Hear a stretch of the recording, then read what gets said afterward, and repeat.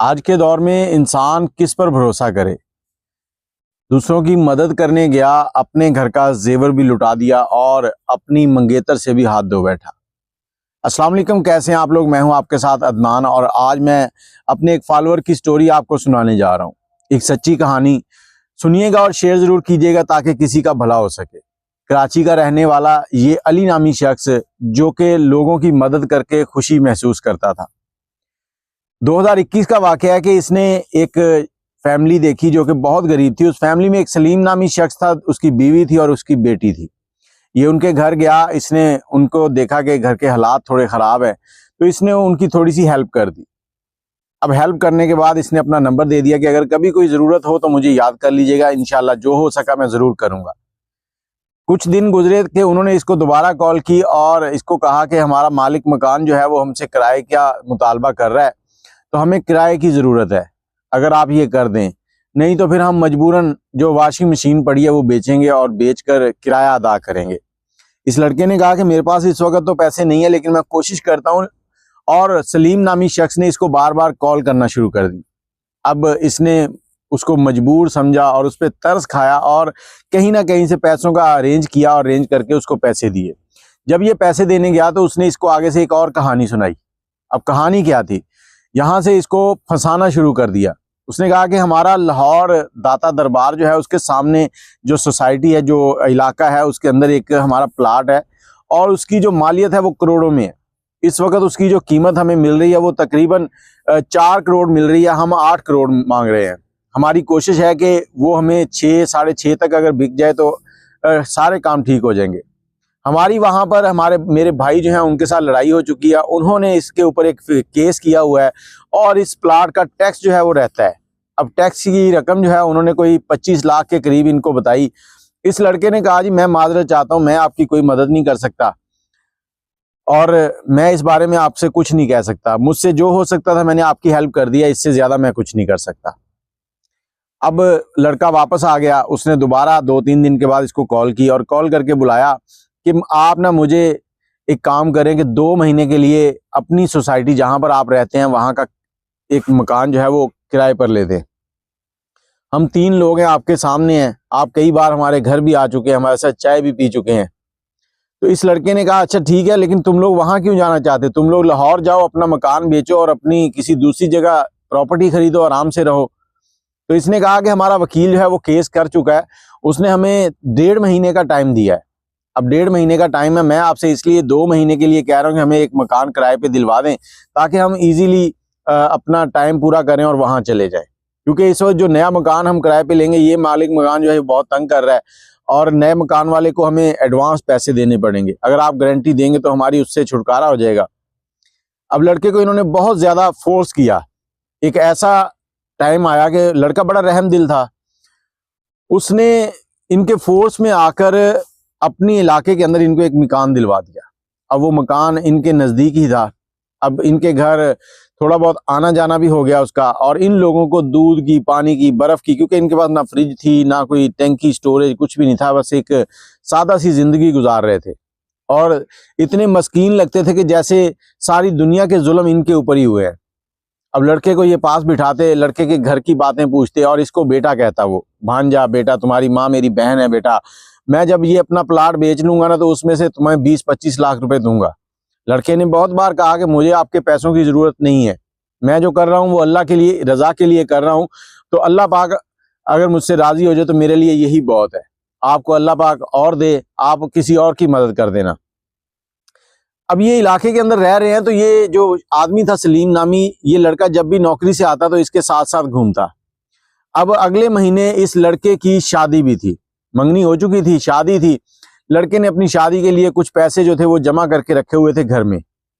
अब सलीम नामी जो शख्स है उसने इस लड़के की सारी मालूमात हासिल कर ली थी और इसी इलाके में एक प्रॉपर्टी डीलर था, उससे कहा कि फलां सोसाइटी में जो फ्लैट बन रहा है ना वो मेरी गारंटी है, ये भांजा है मेरा, और वो फ्लैट जो है वो आप मुझे मतलब मेरे नाम से बुक कर ले, 2 लाख रुपए आप उधर दे दें, मेरा वहां से एक मकान जो है वो सेल होना है, 4-5 करोड़ की प्रॉपर्टी है।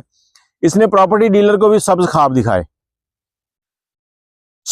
दिखाए या प्रॉपर्टी डीलर को साथ मिला लिया, कोई ना कोई चक्कर तो था।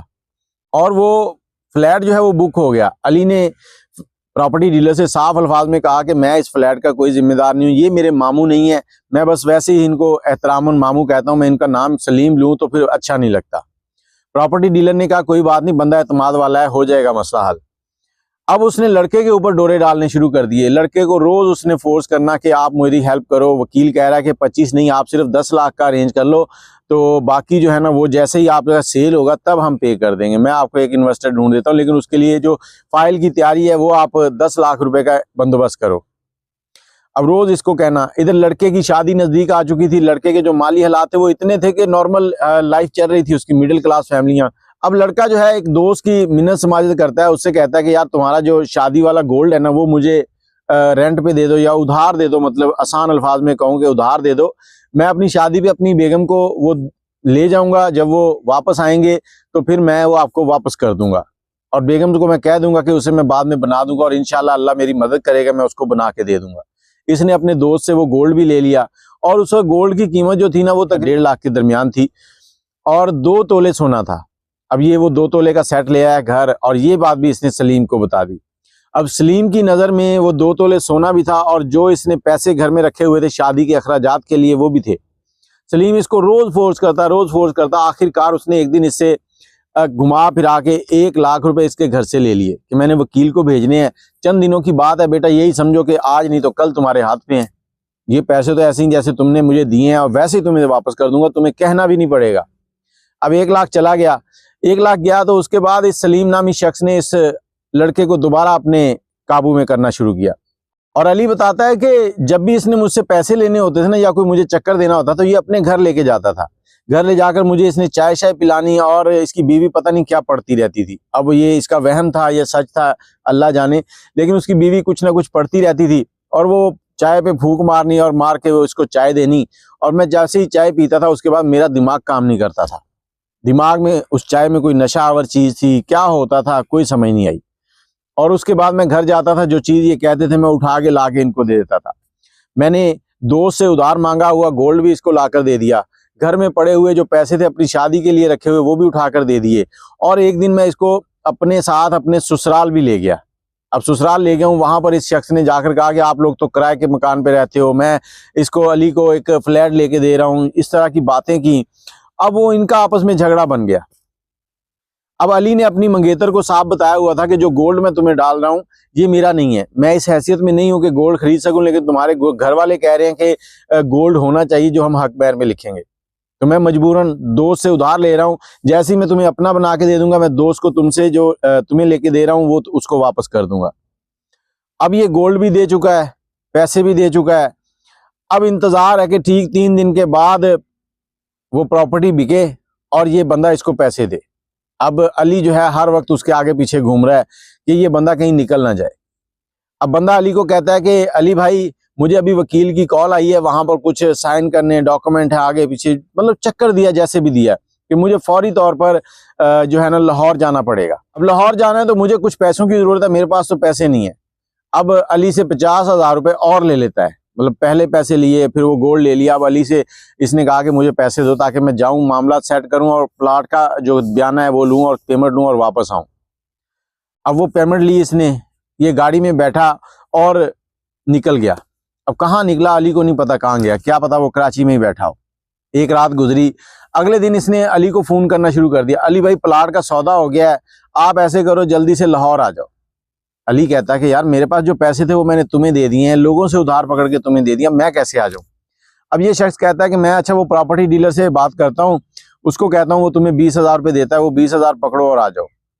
अब अली जो है उस प्रॉपर्टी डीलर के पास जाता है, उसको जाके कहता है भाई देखो तुम इस इलाके में रहते हो, मुझे भी जानते हो, मैं आपसे कभी 1 रुपया नहीं मांगने आया और ये पैसे मैं नहीं मांग रहा, ये सलीम ने देने हैं, वही आपसे ले रहा है, मैं इसका जिम्मेदार नहीं हूँ, आप मुझे दे जरूर रहे हो लेकिन सलीम के लिए दे रहे हो। ये बात हुई, फोन पे बात करवाई, उसने पैसे दे दिए, उसने 20,000 की जगह 10,000 दिए। अब ये कहता है यार ये 10,000 है, इससे मेरा क्या बनेगा, मैं तो आ जा ही नहीं सकता।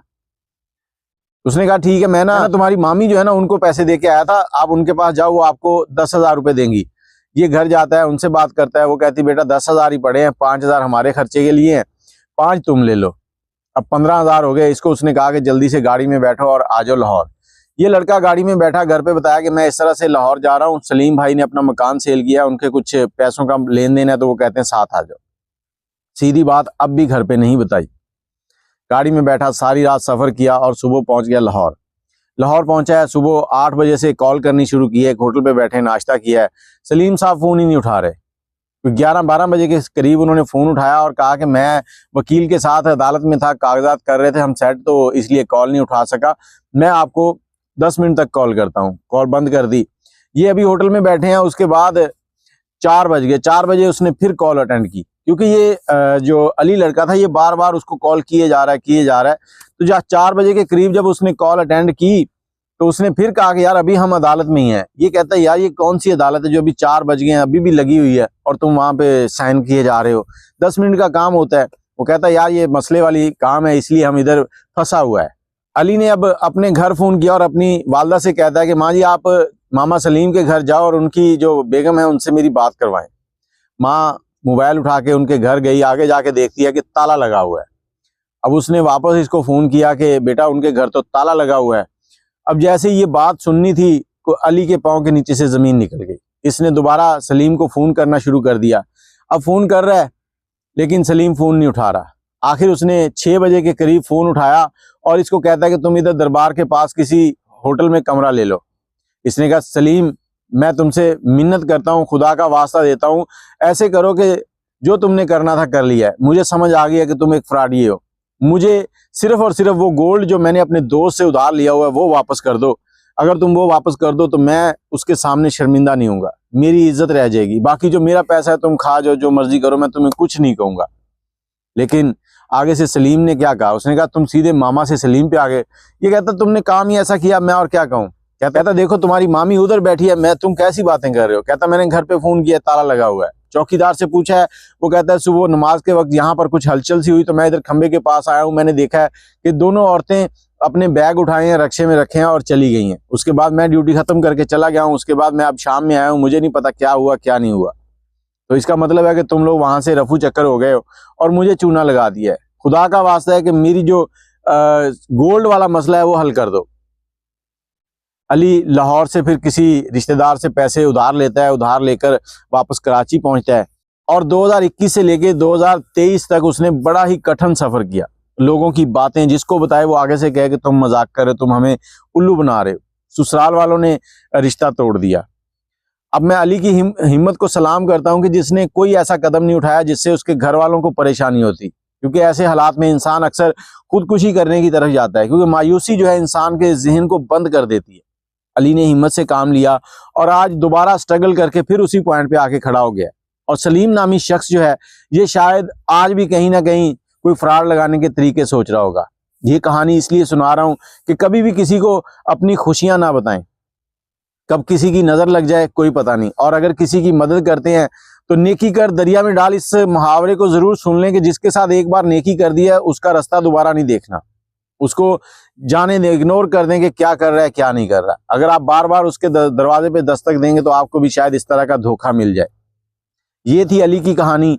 और अली ने कहानी इसलिए सुनाई है कि ताकि आप लोग इसको सुनकर होशियार हो जाएं, कायम हो जाएं, ताकि आपके साथ ऐसा फ्रॉड ना हो। और बाकी जब अल्लाह की तरफ से आपकी अकल पे पर्दा पड़ता है तो फिर बड़े बड़े सूरमा जो हैं वो भी चेत हो जाते हैं। अपनी राय कमेंट में जरूर दीजिएगा। अली भाई के लिए दुआ कीजिएगा कि अल्लाह पाक उनको सब्र दे, इज्जत दे और उनके रिज़्क में दिन दुगनी रात चौगुना इजाफा करे। अल्लाह हाफिज।